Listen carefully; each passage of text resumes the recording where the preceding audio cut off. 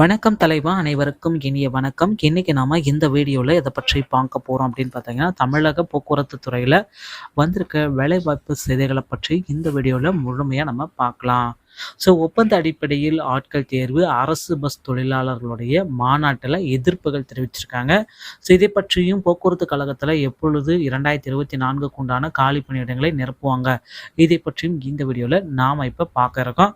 அரசு போக்குவரத்து கழக பணியிடங்களுக்கு ஒப்பந்த அடிப்படையில் ஆட்கள் தேர்வு செய்வதை தனியாரிடம் வழங்கக்கூடாது என அரசு போக்குவரத்து கழக தொழிலாளர்கள் சம்மேளனம் மாநில சிறப்பு தலைவர் லக்ஷ்மணன் அவர்கள் கூறியிருக்காரு.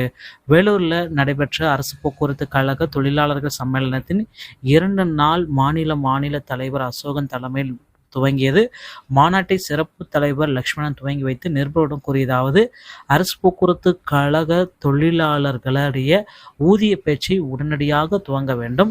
இடைக்கால நிவாரணம் அளிக்க அரசு போக்குவரத்து கழகங்களுக்கு சிறப்பு நிதி ஒதுக்கீடுகள் செய்ய வேண்டும். நிறுத்தப்பட்ட அரசு வழித்தட பஸ்களை மீண்டும் இயக்கப்பட வேண்டும். ஓய்வு பெற்ற போக்குவரத்து கழக பணியாளர்களுக்கான பணப்பயனை உடனடியாக வழங்க வேண்டும். அரசு போக்குவரத்து கழக பஸ்களை பராமரிக்கவும் அவற்றை மேம்படுத்தவும் தரமான உதிரி பாகங்களை கொள்முதல் செய்ய வழங்க வேண்டும். புதிய பஸ்கள் கொள்முதல் செய்து வழங்க வேண்டும்.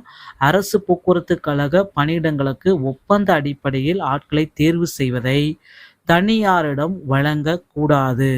சென்னை, திருவள்ளூர், காஞ்சிபுரம், செங்கல்பட்டு, திருநெல்வேலி, தூத்துக்குடி, தென்காசி, கன்னியாகுமரி ஆகிய மாவட்டங்களில் மழை வெள்ளத்தால் அரசு போக்குவரத்து கழக பஸ்களும் பணிமனைகளும் பாதிக்கப்பட்டுள்ளன.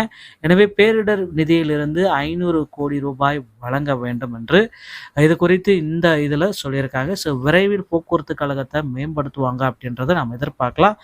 தனியார் அரசு பேருந்தை ஒப்படைக்கிறத நிறுத்துவாங்க அப்படின்றதை நம்ம எதிர்பார்க்கலாம். போக்குவரத்து கழகத்தில் 2024 இதோடைய காலி பணியிடங்கள் நாளுக்கு நாள் அதிகரித்த வண்ணம் இருக்குங்க.